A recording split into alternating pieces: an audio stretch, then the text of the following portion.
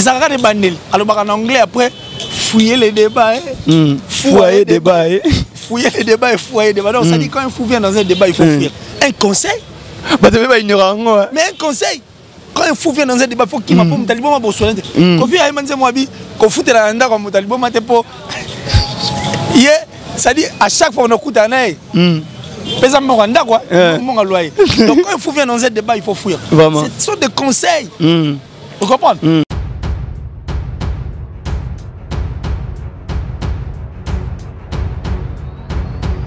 Salut fidèles internautes, vous qui êtes abonnés sur notre chaîne Congo Promo Télévision. Merci pour la confiance, surtout fidèles Bozarano Panabiso. Quand nous sommes abonnés, on toujours qu'on s'abonne massivement sur notre chaîne. Bozala jamais déçu. Il est déjà à Kinshasa. Il s'agit de Rafengindo Congo Promo Télévision. Ibana Kenda. Nana Yate Maye Touro, donc les boss de Congo Promo Télévision, Rafengindo. On a lobby déjà bon séjour à Kinshasa. Donc bientôt là, merci aussi à Willy Mouchen, le véritable code mondial. Bon séjour à Paris. Ainsi que Mifounen Kabel va de tous les temps, de tous les jours. Il est bientôt là à Kinshasa. Mifounen Kabel va l'argent l'appel. Papa ainsi qu'ingénieur junior pour l'assistance, il y a caméra. Voilà, je suis là avec Kuller qui est ici au BTB d'abord. Waouh! Tu éclaircir mon opinion par rapport à Bamambé. Et puis par rapport à l'actualité musicale, avec lui on va essayer un peu de marteler sur ça et puis à éclaircir. On Kuller qui est Simboténor déjà. Ah, en tout cas, je suis très content, très content. Pour Merci. Une fois, dans Congo Promo, je ne sais pas si c'est deuxième fois ou une fois. Parce qu'une fois, je crois que j'ai déjà été reçu par Yves Pan, Yves Pan, l'emblématique Yves Pan. Donc, ça dit, toi là, on a Piccadilly. Mais Lélo, encore une fois, donc voilà, c'est un grand plaisir pour moi. Et puis, tout Balingara, Congo Promo, parce que Congo Promo, ils ont. Moi, je suis lobby, ça fait mon killer. Vraiment, normalement. Oh, déjà, pas tant dans la Kina. Ah, dans la Kina. Vraiment, Rafengindo. Ah, et puis quand je. Dans la législation micro, j'ai encore pensé à mon petit, à moi, mais qui n'est plus au-delà. Vraiment. Gianni, en tout cas.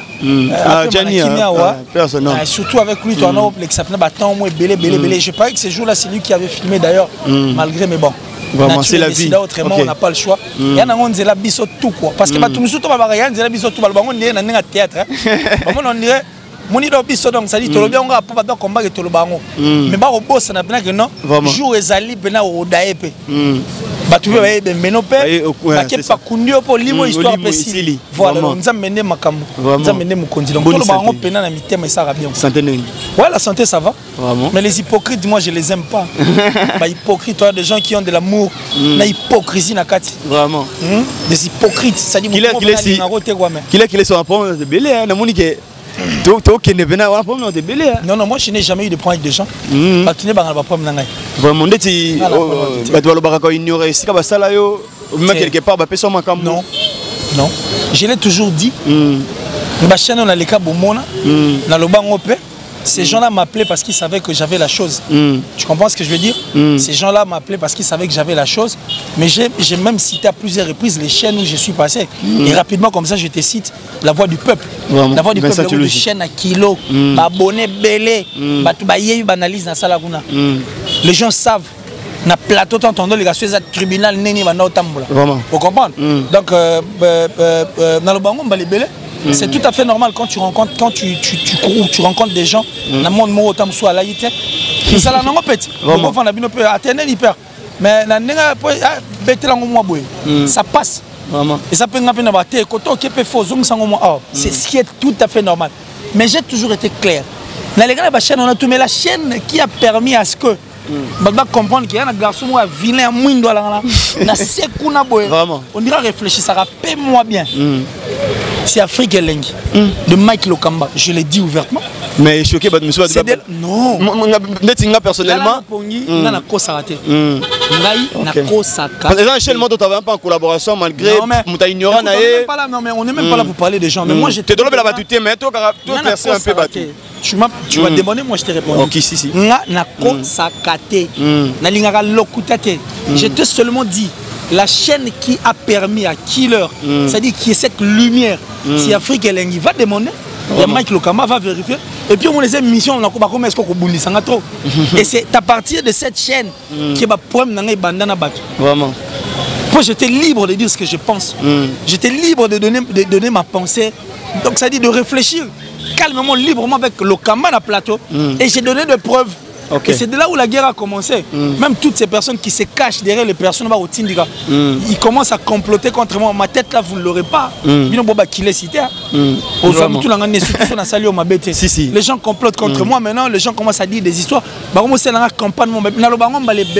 Que je suis un pauvre extérieurement, mais riche. En tête. Je suis milliardaire. Là. Voilà quoi. Merci vraiment. Comprenez que c'est clair. Qu'il est, c'est n'habité parfois dans l'actualité musicale. Je pense que moi première fois vraiment la TV a craché sur comme on a yo belé comment plus intelligent que les autres on va ça matière les gars comme killer si ils ont insulté par rapport à l'analyse au salaire. Tu peux dire quoi par là? Non mais je ne dis rien. Moi, mon papa m'a toujours dit, c'est lui qui a insulté non éduqué. Nous t'as fini non éduqué, n'a fini. Et puis moi, je passe, moi je calcule pas. Moi, je vais français. Chance yo ku to lobi so lo ba ite do nga venako. Na yo ka raté. Na mo na raté ba betela nga beto. Ni pour vrai betela nga ndio beti boy. Vraiment. Moi quand je dis que je ne te calcule pas, je te calcule pas, je regarde pas. Nga linga ko s'abrutir. Chaque jour de ma vie, j'aime apprendre. Ngata mutu moi na linga na apprendre. Moi j'adore apprendre. Et puis soyi au moni père na zanga mutu comme va trop ngai. Moi so ozanga trop. Hein? Vraiment. Comme limité quoi. Si c'est ça. Ouais limité. Oliga yo. Toi viens moi en terrain. Parce que so oliga yo comme un esprit triomphalisme. Esprit triomphalisme ben dans motema mabe. Si. Et comme mutu musomo na zuine normalement tellement il y a joué comme puis au Canada pota monsieur zongo na banenga ba système il y a joué naturellement. OK. Yo banonyonga. Et puis on commence à mamusu na coach comme ça même na nzambe passe. Au sali même na sata na passe. Vous comprenez? Voilà, maintenant, on a un espoir triomphalisme. Moi, quand je viens dans des analyses, je ne viens pas pour vaincre qui que ce soit. On a un pour la gagner, non? Et puis, on a un haine à moututer. Pourquoi vous allez contredire? Donc, tout ce lobby, moi, contradiction, on se va lobby, balinga, kotaka, ils la vraie. On a beaucoup cité, combat, tout pour ça, la pépiste, na bangote. Il y a autant de éléments, balinga, TV, cracher sur killer. Si pas ni bangoka, analyse, ça, les arabes bien. Si on est lobby, pour moi, ils allaient la faux. Mon papa m'a toujours dit, si tu ne déranges pas, t'es personne. Si tu ne déranges pas, t'es personne. Quoi. Et puis, il y a une vérité, il y a un escalier comme une vérité comme là où tu as une musique, comme pour le coup, il y a un comme avant. Et va une toile là, donc ça dit terrible. Mettez à l'okuta, c'est la vérité si gros. Tu vas nous malembe. Malembe escalier. Pourquoi il bisot? Pourquoi bon aller bien ngaï muto le matin na biété. Pourquoi il y a bisot? Ngata la gaba. Tellement le français le il faut rien. Non ça je sais pas, je connais pas. Ça dit nga vraiment na matinée escalier na nga malembe et puis voilà, je suis là. Moi, pour moi, c'est une fierté. La torche, elle est brandie partout. Maintenant, les gens sont libres de comprendre qu'un tel. Moi, j'ai fait un grand travail. Mais ils ont profité de l'aura pour tuer, clouer encore l'artiste. Imaginez une émission. Vous dites que la salité a fallu. Ivoirien, Camerounais.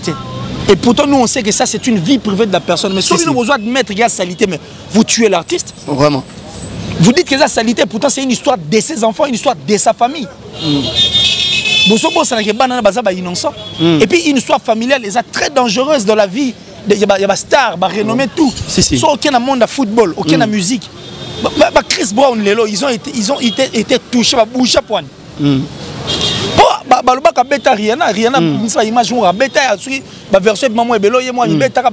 C'est pour ça que ça a bougé. Va voir les artistes, joueurs, comment pour la famille, vous jouez de ça, vous voulez que l'artiste perde en fait ce qu'il a. Ça peut faire on est clair et logique. Mais ceux comme il a la sensibilité pour tuer ou clouer l'artiste, parce qu'on a la culture. Vraiment. On comprend? Donc moi je crois que moi j'ai toujours été sincère envers moi. Nana oulette, nana fou. Ceux qui n'ont pas eu le coutage chicote. Ceux qui n'ont pas eu le chicote et ça lui passe. La béni na oulette, na zone ici on a. Mais matière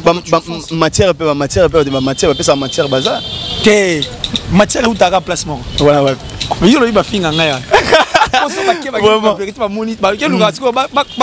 Depuis on va noter mais je suis mon place va contredire.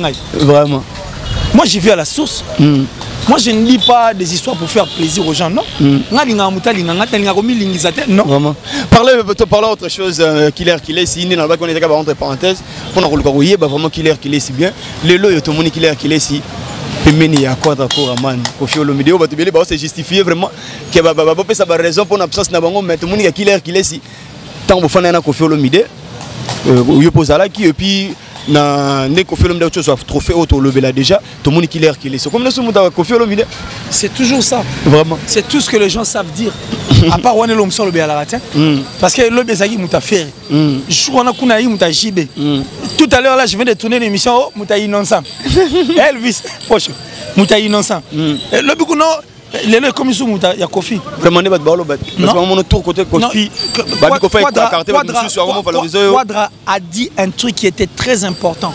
Le maître de double demeure, le pharaon suprême Kofi Olomide, le Quadra Koraman, le king, double king, double king, la légende, vraiment, a dit un truc qui était très important.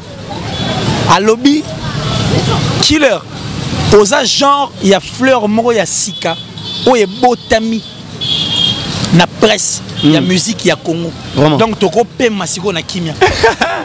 Vraiment. C'est bien dit. C'est parce qu'il a compris qu'en moi, il n'y a pas de fausseté. Et qu'on a ça vrai. S'il faut parler de il n'y a pas d'hypocrisie. Mais je ne suis pas un hypocrite.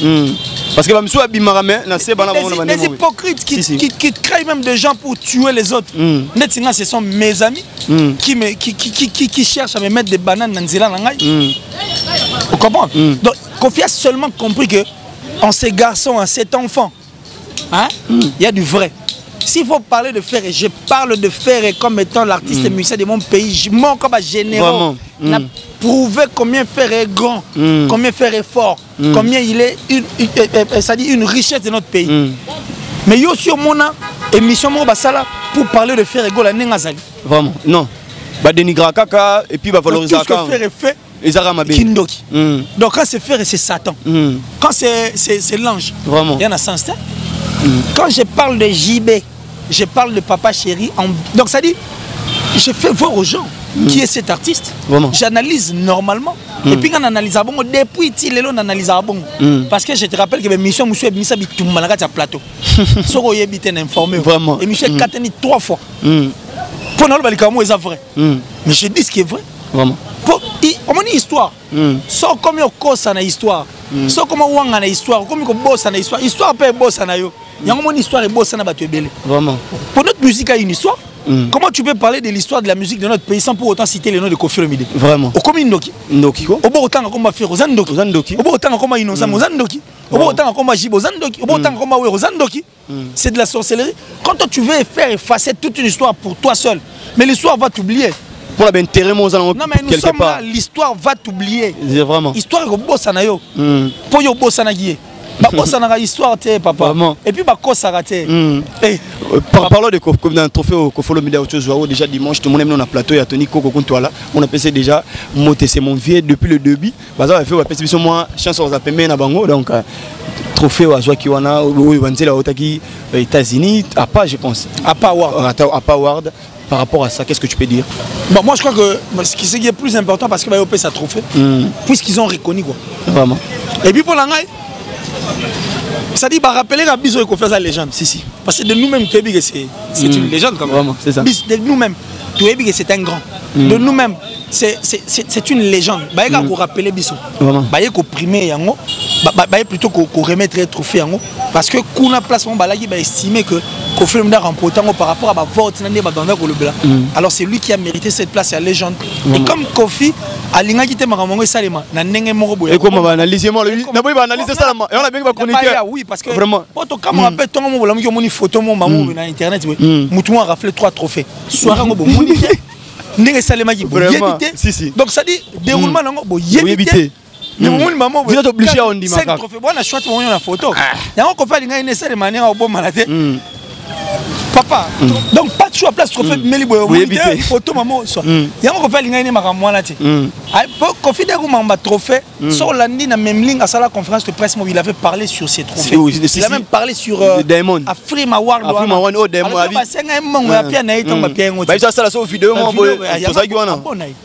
Ah boy na. Et puis mamba trophée, je pense que ce n'est pas dans l'esprit de Koffi Olomide parce que lui-même c'est plus c'est le trophée de Koffi Olomide ba musicien pe sa biso. Ba chanson na ye bah concert emblématique ouais, bêta c'est trophée c'est déjà bon pour lui et puis trophée tout que c'est un grand et puis c'est une légende de la musique vraiment bah trophée qui même son moule ali bah fanatique ne bah ya concert na bah fanatique bah dinda na piscine bah dindi na kata piscine bah poli vraiment bah bimi na kata piscine bah boy ko so nganda ko ba changer bah so ka ndule vraiment na aéroport oui, imaginez. Vraiment. Artiste vous excusez pour nous mais bah bon la choisir. On a des vrais trophées. De génération des générations comme avait compris que Nassimba vu Nassimba ba trophée bah c'est pour les Chinais les alliés. Alors atikango ali jusqu'au cha esprit na ba trophée te pour ba ngo pesa sur ba trophée te na ba to ba mériter ngo. Tant ba to ba le bien m'ta obligé ba ngabino. Boya opesa ngo na ki ça en public. Ba to ba mona. C'est ça qui s'est faire déplacer bango. Boya opesa ngo en public. Aboka ba na ko folo m'da États-Unis na trophée. Et ça dit ka bien de ba opesa ngo et puis et pour moi, je dirais qu'il n'y a pas Ward, merci parce que vous rappelez que Koffi Olomide c'est une légende. Beaucoup cité. Merci vraiment. Merci qu'il est ici. Merci à Joseph Mbachi Motenayo, mon vieux Joseph Mbachi, ainsi que Arnaud de Massia, donc Motenayo. Babi Maison Rebelle, Batikcha Kakanda, bientôt la Maison Rebelle, Jonathan Menayakou, ainsi que Eli Pemelo depuis Tunisie, Maison Rebelle, Babi Maison Rebelle, bientôt là, Akitiasa. Qu'il est ici, restons toujours des Koffi Olomide. Les lots Koffi Olomide, je pense que propos ce n'est plus vraiment l'actualité, mais tu profiter parce que de l'autocité, comme il y a les gens Koffi Olomide, tout le monde Koffi Olomide à l'obaki innocent Michael Jackson et la musique à Congo vraiment mais tout le monde va contradiction bah belé Michael Jackson je peux citer bah analyste belé bah ça et puis de lui laisser aussi avait parlé de ça que Michael Jackson a ça là innocent au sein de restons toujours des innocents pénants c'est justifié na ba club ba mini auto bimara ba audio tout ça l'artiste a de pleurer bah page je me suis comment est-ce que bah on a pas ça qu'on dénigrer l'artiste avait déploré il n'a pas déploré innocent dans la liste en fait il est un artiste et musicien qui sait faire la différence entre la peur et le respect si et puis innocent n'est pas il n'est pas comme une femme quoi innocent c'est un homme innocent n'engage pas les gens Rose est la seule artiste qui a la porte-parole et puis n'oublie pas qu'Inos quand il vient pour parler d'une affaire il y a un bimara à lobby. Et puis il s'engage dans mon pays. Il s'engage et puis quand il finit, il dit Inos. Vous comprenez que non, il est signé. Il est signé comme on est Inos. C'est un homme. Vraiment. Comment est-ce que Michael Jackson mais Koffi n'a pas menti. Il a vu un innocent. Comment est-ce que mon père le belaka innocent? Mais oui, il faut le belay parce que c'est une fierté. Le vrai se reconnaît entre les vrais. Seul le vrai n'est pas dans ma solo vrai. Le faux elle n'est pas dans ma solo vérité. Vraiment. Pas il vrai. Ali ngobet écoute ali ngato mona na bomba o mona na te. Il y a zalaka na avant-plan parce que c'est un faux. Quand on est vrai, on a un cœur ouvert. On est libre de parler en bien des autres. Vraiment. On est libre de prier pour les autres enfin que bas je leur baoluka. Vous comprenez? Donc Koffi est vrai. Inos c'est vrai. Koffi a compris que dans Inos B ça dit il est plus sincère envers lui. Quoi de plus que de Yarosong c'est là sincère. Oui comme moi. Combien de personnes baganga soko yemina mutentel aussi soko yemina mutentel mais Inos a chanté avec Koffi Olomide. Si le laza Elengambongo et ningi sabe. Autobeta sous même. Vraiment. Pourquoi Inos bi soit ça les logos à la carte critiquer soit ça les logos faut à la carte ba retomber musuzu ke ba critiquer c'est comme si musique en éviter c'est la perte d'actualité la visibilité c'est normal quand Inos fait un truc bien il vient il s'accroche et puis et comme c'est bon à cet âge là marambo ba ça on a qui me coller pas ça on a beau moi et puis innocent et le repère ça ce qu'on va tout can des années parce que à déverrouiller biloko ezaki verrouillé et puis à orienter baté belo bazaki désorienté mamba vie linga bomandule vraiment si chance sinon ça y a bête on dit moyo parce que 160 combien de maisons 180 combien mais sinon il va faire le maman soutien vraiment et comme ici on va stream tout ça tant que tu es pas na stream exploser vraiment tu vas stream super à lukuta ba okima kai koluka okima te parce qu'il sait plus il ne sait bien poto swana talent kaka mono Merci Killer si vraiment le Killer si tout le bel peut faire rigolo la haute dynastie zo lobisa mokili dynastie ba te belé bazo lo bango na ba point ba ndenge na bango on a vu aussi ba porter parole on a rôle ba to ba le bel artiste cracher sur faire rigolo par rapport à idée na oyo ya dynastie non tant à commenter ba cracher les belé na internet pour l'album la dynastie qu'il paraît héritier Watanabe à biso wera a invité par Oyembate la Coste aussi à lobby Siriango je ne sais pas par rapport à ce rôle bani. C'est l'idée de faire. Qu'on fait le bar, soit il y a un PCOT. Vous avez l'impression on demande. Soit il y a un PCOT. Ok. Soit il y a un PCOT. Cause la presse qu'on le batte. Baboy au pesanga. Non. Non, bah PCOT. Parlons de Moloban. Mais tant on fait la salle projet né. Après si quand c'est bayati. Il était ouvert envers tout le monde.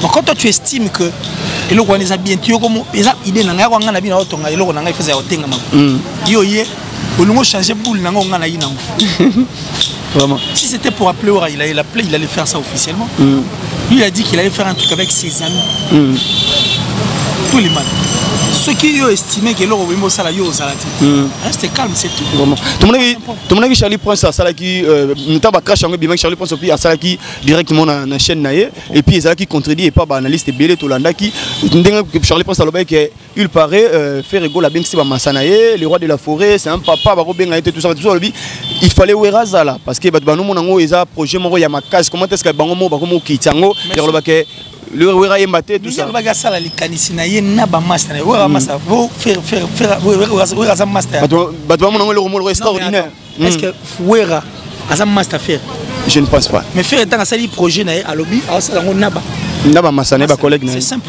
non pourquoi il faut compliquer les choses alors dans ces cas si photo Chawera l'idée Masela ya tout son s'appelle Adolphe de Mise. Tu bien Christian Mabanga. Balé Makaba. Bon, tout compte s'appelle Balé Makaba parce qu'il y a non, vraiment. Ça c'est des projets qui vont venir après. Lui il a pensé à faire avec ses amis. Moi retrouver une Massané, bas album dans dynastie. Il a bien précisé. Voilà pourquoi ça doit faire mal. Le mal et la peur de toutes ces personnes qui parlent, ils veulent seulement déstabiliser. Et puis ils savent que bon Rwanda a tellement makasi que ça retrouve Batamingongo. Adwo Satan on a anglais vraiment. La musique est basée ici. Mais c'est comme si Bazaki surpris au monde a idango ya Satan na ngo peut-être. Vraiment. Satan na idango dynastie a fait rago sang sapé bande konaye. Faire bendi ba makoloti. Monsieur na réussi monsieur comme yo kuna pe quartier la télé bio basangana. Bon ça je sais pas mais ça il a bien. Ça il a bien. Pour l'andara quand on fait auta homme acoustique. Nous sabita tout balanda yo baza bien. À part ba toi la on a moté à mabe. Moi mité à mabe ba yini par ba o ba salango pena avec sincérité parce que ça idée moi malonga balandango ba sa yango bien na ba ready à miss ba betiango venir biso ba yilo kanto ayemi. Stino mubi n'en parlons même pas. Ça dit et qui na ba Nigeria tina France. Ça dit ba betiango belé ba comprendre que ça idée moi bien tout beton ba betiango voilà. Ce qui ba Hollande na ndenga bien ba Hollande ngo te pour combattre ba l'année on a neza ida bien biso to salango ça va. Vraiment. Parlons de faire rigolo là-haut, l'internet, tout le monde a publication sur la chaîne naie, que la page naie, il paraît que regarde-moi t'as supprimé, invité par rapport à ça au Kolobaning. Regarde-moi mon naïwana. Regarde-moi n'est pas supprimé, les uns sont suspendus. Pour na ba audio yo kango ezana ngo. Mais ce que le comble les a que ils a deux maisons, la deux maisons on a la production on a. Il a quitté d'une maison à une autre. C'est tout à fait normal. Ceux qui sont sous bas, moi quoi, dans mon place, peut-être non respect à moi l'eau et gros combat mon petit place pour parler, on attend. Ceux qui baillent qualité et qui bassumer, c'est pas un problème. Pour l'instant, il a mis sur le marché cover moi ils en a bien, il m'a dit bien. Et ça mes attentes c'est qu'il y a maison à Zala qui n'a maison à mais justement c'est un problème comme ça. Va compter en des envies, va compter en avant moi qui donc ils essayent d'arranger quoi. Ok. Merci vraiment Killer si je pense que tout ça sur une minute c'est belité. To comme une émission na moi souka. Le lot tout monde abatu ba artiste ba comme kobeta ba single par rapport à l'album. Au monde ndeti mutasanika single idée wana est-ce que ça peut bien? Une très bonne idée, la musique évolue papa. Musique évolue, c'est une très bonne idée. Vraiment. Daimon a mis album depuis a mis album on a tiré a 11 singles. Ça va. Les singles. Oh, bah, comment aussi mélanger ça l'album. Il y a pas single. Tiens, à obligé, hein. So pas si les gars suivent c'est ça, c'est ça. Comme ça l'album. Comme ça l'album. Non, avec ça. bon on a bien toi sur la série on a musique banzem nyoso pour musique changeante musique comment peut barrebo tu l'as peut sombote mbote comme dangereux faut talent on a lu moi bien ba un père moi du sol casse musique comme une il faut faire très attention alors on va pas faire des histoires vite en besoin ça dit ça musique ba signer les foot à besoin yoka nango et ça ba makam nango yo salo ça va c'est une idée bonne confie pas comment ça nango c'est bon. J'ai demandé même à faire rigolo si possible à ça on va signer. Vraiment. Après tous albums si comme ça tout ça na temps yo nzem. Mais il paraît une fois yo kana fois finga batu. Tu as combien de chansons et des émissions au Ino ça a fini. Tu en as combien? Vraiment babila banzembo. Oh, yo bongo kisimbi ya yo ki bokolo. Ah eza paka jumate wana eza nzembo. Tu zape moi quel. Wana vous ne dites rien, vous dites ça parce que yo bisanga nzembo nyo sera innocent en train d'insulter. Vraiment il dit c'est moi de vérité. Ah bien dans ma société. Yo la quartier au boya ngai, ya na TV au boya ngai. Au fingi fingai. Mais na CSC zolanda ngai. C'est un conseil de la vie de tout le jour et c'est pour tout le monde. Vraiment. Au comment? Na saline c'est là ngai et puis là nzembo moi na lela partie moi toi partie wana non moninga ce qu'on a raso tunga manga badinga na yakate. Donc partie on est goût. Mais bato ka sentiment lo bila. Yo ka sko partie on est ça là goût fort partie on est ça ka de bandel alors en anglais après fouiller les débats fouiller débat fouiller les débats et fouiller débat donc ça dit quand un fou vient dans un débat il faut fuir un conseil bato ba ignorant mais un conseil quand un fou vient dans un débat il faut qu'il m'a pas mutalibo ma bosolente kofi ay manze moi bi ko futela nda ko mutalibo mate po yé ça dit à chaque fois on écoute un œil pesa mo randa quoi mon loyer donc quand un fou vient dans un débat il faut fuir ce sont des conseils. Vous comprenez? Et puis, il ça rappelle attention à la vie. Il n'y a pas que ça comme chanson, même un peu sur le conseil. Vraiment. À rappeler même Bissonné Nini. Koba la Kalezara Munga Loko Mambo. Mais quand on est en manque d'actualité, quand on est visibilité, soit on touche à la terre. Comme la seule Asuka, qu'il est si merci Benando Pesabiso, tantôt solo là. Je pense qu'il va te balader Bisso vraiment du début jusqu'à la fin. On sait Nabino, commentaire, suggestion Nabino, et ça là vraiment bien. Aussi Nabiso, question Suka, qu'il est pour Tokabo Nabiso, Lilo Yoba orchestre. Orchestre, Lilo, tout le monde a orchestre, comme bien abatté belé, tout ça. Place il y a bateau sous na orchestre, Zanine. Mon artiste a produit ce lot thème Mazaka na quatre orchestre. On a pour un avantage orchestre, on a des avantages orchestre. Non mais moi je conseillerais à tous les présidents des orchestres. C'est-à-dire, aussi un orchestre. Les personnes basées productivité. Ça rappelle si il faut les déclasser. Il travail pour nous la même chose à poste à travail. Et puis ils ont nécessité de une mission mobile. Il y a beaucoup de choses à dire parce que mon cerveau m'a on risquerait de prendre tout notre temps ici. Mais je crois que on va se fixer un rendez-vous photo à un plateau sur la scène. Mais la sorcellerie n'est pas un travail d'équipe. On va dédicacer déjà et puis dernièrement. Si tu es sorcier, bonjour madame, reste sorcier seul. Pour moi, on va associer batouté. Et ça travail à individualité, ce n'est pas un travail d'équipe. Vraiment. Personnellement, on a été associé à la Gindoki. Voilà. Pas dédicacer déjà qu'il a classé parce que tu as comme la Souka. L'opérationnel, Francky de Jong, il y a un transporteur. À roule la rapport. Vraiment, monsieur, ça va pas si mettre, on a choisi. Merci beaucoup au président Bailly, Kams Massiani, le séminariste, le gérant valable, en tout cas de cette grande place qui est l'espace LAS. Donc, ça dit l'espace LAS, le gérant valable Kams Massiani a assuré. J'ai dit merci à mon cousin, le Judo Boy. Ça dit Giga le fiel, comme Miragou, tu sais. Papa Joe Lili Atala, le patron de Translation 7. Donc, en chair et en os, de génération en génération, forever, le patron de Translation 7, tout une traduction mikanda en tout cas. Allez, vite, là-bas. La Translation 7, Angleterre, Mobimba. Ezali.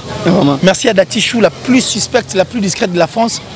Merci à Yannick Kayenga, la monnaie invisible. Yannick Kayenga, un monsieur exceptionnel, extraordinaire. Et Yannick Kayenga, extraordinaire, c'est-à-dire l'homme à la précision de la montre suisse.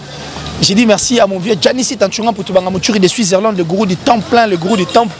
Merci à la top modèle, la plus sexy, la plus belle de sa ville en tout cas. Et merci à André Malou, Del Piero à venir en tout cas.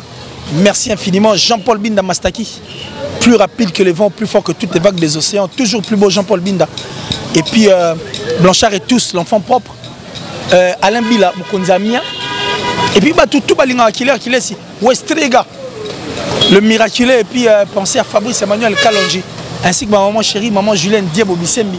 Et pour clôturer, j'ai dit merci comme ça. Ah merci quoi, Go Belisha. Vraiment. Vrai parent, il y a vrai star, il y a ma star. Rich Andy Louawa, un enfant pas comme les autres. Vraiment. Oui, maman. Oui, Rich Andy, c'est la star des enfants. Quoi, donc, ça dit merci infiniment, maman. Merci vraiment qu'il est ici. Je ne sais pas. Bande Congo Promo. Vraiment. Abonnez bien à Congo Promo. Venez vous abonner sur ma chaîne qui est Killer Play TV. Abonnez-vous massivement et ça la biso bien. Et le plus 243 89 526 54 54. Plus 243 89 526 54 54 donc Todjali quoi. Merci vraiment qu'il est ici. Merci à tout le monde début jusqu'à la fin de l'émission. Mifuna qui est belle va bientôt à Kinshasa. Il y a Willy Mouchen Mbotenayo, bon séjour à Paris, ainsi qu'un maman chérie Vente Motenge depuis Liège, Jolie Kinshasa, depuis États-Unis d'Amérique. Merci aussi à Rafengindo, on habite déjà bientôt là quelques minutes à Togo à la Penaye. Donc les boss Rafengindo à Kinshasa, Babi Maramozali, hein, comment pour moi toujours en forme. Merci l'ingénieur junior pour l'instant sa caméra, ingénieur Cédric aussi, Cordo Serge, donc Déborah Foura la douce, oh déjà na PCP, Moté Sika Zali, donc je dois faire match Masalangeli Pemelo depuis Tunisie, Maison Rebelle Babi Batik Chakanda bientôt la Maison Rebelle avec Fox, donc ingénieur junior la Maison Rebelle, tout là tapé dans la Maison Rebelle, Yanga dans la monnaie combo mais ingénieur junior aussi et si pour la promotion il y a Maison Rebelle aussi et ça là bientôt bakile kile si bali to le pesa pena batu to tambola pena pour ça là promotion et ça la qui comme un t-shirt et Andego ça la pena bien Jonathan Menayaku. Quant à moi Alvine Lutumba, joyeux anniversaire à mon ami Touri Makiadi, joyeux anniversaire à mon ami Exaucé Touri Makiadi. Donc restez toujours branchés sur notre chaîne. On se retrouve prochainement. Merci.